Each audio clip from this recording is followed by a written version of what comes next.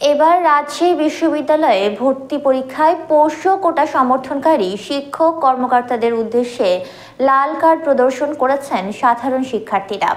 পাশাপাশি পোষ্য কোটার যৌক্তিকতা নিয়ে আগামীকাল শিক্ষক কর্মকর্তাদের সাথে উন্মুক্ত বিতর্ক করারও ঘোষণা দেন তারা।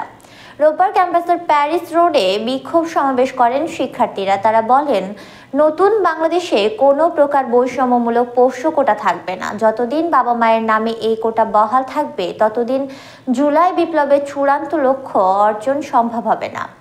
সোমবার বিশ্ববিদ্যালয়ের শহীদ মিনার মুক্ত মঞ্চে উন্মুক্ত বিতর্ক প্রতিযোগিতায় শিক্ষকদের অংশগ্রহণের আহ্বান জানান তারা। বলেন, বিতর্কে শিক্ষকরা পোষ্য কোটা নিয়ে যৌক্তিকতা দেখাতে পারলে তা বহাল থাকবে, আর না পারলে এই কোটা বাতিল করতে হবে।